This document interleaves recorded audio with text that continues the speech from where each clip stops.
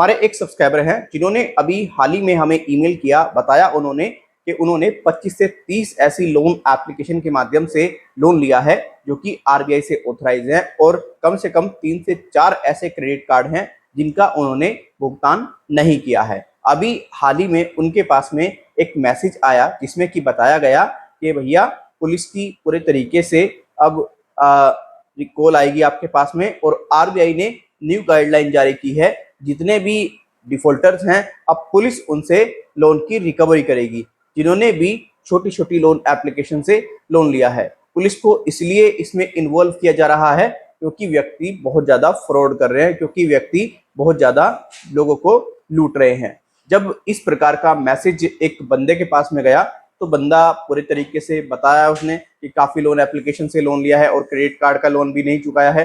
बंदे की हालत खराब हो गई। उसने मेरे को कम से कम बता दूं 30 से 40 ईमेल कर रखे एक ही परेशानी के लिए। बंदे के व्हाट्सएप पर भी मैसेज आ रहे। तो 2 से 3 बजे मेरी उससे कनेक्टिविटी हुई। मैंने उसको समझाया कि भाई देख, ये तो मामला पूरे तरीके से फ्रॉड है। ऐसी कोई भी रिजर्व बैंक ऑफ इंडिया ने गाइडलाइन जारी नहीं की है जिसमें कि पुलिस जो है आपसे पैसा लेगी, पुलिस जो है आपसे पैसे की रिकवरी करेगी। ये पूरे तरीके से गलत है। देखिए, जब भी आप किसी बैंक एनबीएफसी से किसी प्रकार का कोई लोन लेते हैं, आपकी मंशा कतई भी नहीं है कि आप उसका भुगतान ना करें, लेकिन कुछ चवन्नी छाप, ये 2 कौड़ी के अनपढ़ जाहिल गवार आपको उस स्थिति में ला करके खड़ा कर देते हैं कि आप पूरी तरीके से यही समझ करके बैठ जाते हैं अगर पैसा होगा तब भी मैं इसका पैसा नहीं दूंगा। और ये किस वजह से हो रहा है? क्योंकि इनकी जाहिलता के कारण, इनकी अनपढ़ता के कारण।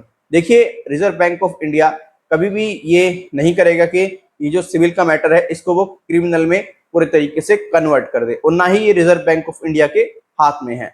जब भी कोई व्यक्ति पूरे तरीके से कोर्ट में जाएगा तब कोर्ट पूरे तरीके से इस पर डिसीजन लेगा और बताएगा कि भाई ये जो क्रिमिनल मैटर है या नहीं है। ये रिजर्व बैंक ऑफ इंडिया इसमें कुछ नहीं करेगा, और जब तक कोर्ट कुछ नहीं करेगा पुलिस भी कुछ नहीं कर सकती।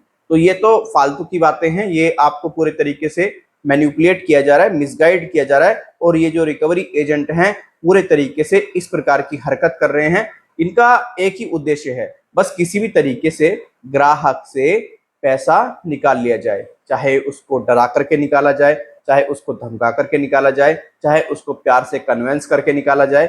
मतलब ये ऐसे कोई ना कोई ऑप्शन ढूंढते रहते हैं। मैंने आपको बहुत सी वीडियोस में कहा है कि भाई अगर आपके पास में पैसा नहीं है ना तो आप इनकी कॉल पर ध्यान मत दो, और पैसा है तो पैसा दे करके छुट्टी पाओ। देखिए, कुछ ऐसी एप्लीकेशन है जो पूरे तरीके से रिजर्व बैंक ऑफ इंडिया से ऑथराइज हैं। अगर आप उनका भुगतान नहीं करोगे तो आपके सिविल पर पूरे तरीके से वो इम्पैक्ट करेगी, और आप में से बहुत से ऐसे व्यक्ति हैं जिनका अभी सिविल की कोई ज्यादा आवश्यकता नहीं है, सिविल खराब हो जाएगा उनका, लेकिन आने वाले वक्त में उन्हें सिविल की आवश्यकता पड़ सकती है। तो वो इसीलिए चाहते हैं कि वो सिविल खराब ना करें। बाकी वो कोई टेंशन नहीं लेते हैं व्यक्ति, कोई मतलब वो नहीं लेते हैं आज की डेट में। लेकिन कुछ ऐसे व्यक्ति हैं जो आज भी डर रहे हैं, घबरा रहे हैं।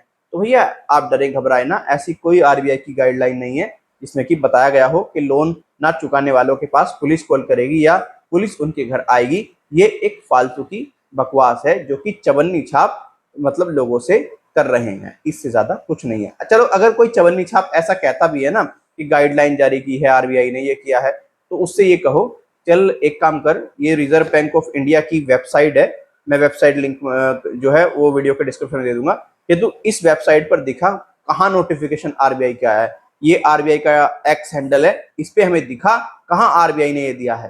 तो ये उससे आप पहले कह दें। और अगर कहे मैं फलाना थाने से बोल रहा हूँ, कहो कि मैं भैया फलाना थाने में के पास ही रहता हूँ, मैं पहुंच रहा हूँ थाने में, बता कहाँ मिल रहा है तू। तो प्रॉपर एक कन्वर्सेशन करो। कभी भी ऐसे मैसेज देख करके, ऐसी कॉल देख करके डरो घबराओ मत। सिंपल बात तो ये है, सिंपल फंडा एक अपना लो। अगर पैसा नहीं है, कोई कॉल करता है, मैसेज करता है, नो आंसर, बस खत्म, नो रिप्लाई, चाहे वो कुछ भी मैसेज कर ले, कोई दिक्कत परेशानी नहीं होगी। बस हाँ, अगर आपने ओरिजिनली किसी बैंक एनबीएफसी से लोन लिया है, कोई लीगल नोटिस आपके घर पे बाय पोस्ट प्राप्त हो रहा है, तो उस पर थोड़ा ध्यान दो। अनदर कोई ऐसी डरने वाली बात नहीं है, कोई ऐसी घबराने वाली बात नहीं है। और बाकी कोई दिक्कत परेशानी होती है तो मैं बैठा ही हूँ। हमने आपके लिए एक पेड सर्विस भी शुरू की है जिसमें आप हमसे ऑन कॉल बात कर सकते हैं, अपनी प्रॉब्लम बता सकते हैं। उस पेड सर्विस को लेने के लिए आपको हमें ईमेल करना होगा, अपना नाम, अपना मोबाइल नंबर प्लस आपका जो करंट इशू है। बहुत से ऐसे व्यक्ति हैं ईमेल करने में पूरे तरीके से असमर्थ हो जाते हैं, वो सहमत नहीं है कि भाई वो ईमेल कर सके, या फिर पूरे तरीके से व्यक्ति ईमेल कर ही नहीं पाते हैं, तो उनके लिए पूरी तरह से हमने व्हाट्सएप फैसिलिटी शुरू की है। हमारा व्हाट्सएप नंबर नीचे आ रहा है, आप यहाँ पर भी मैं अपनी डिटेल सेंड करके अपॉइंटमेंट फिक्स करा सकते हैं। ऑन कॉल आपको हम हेल्प कर देंगे।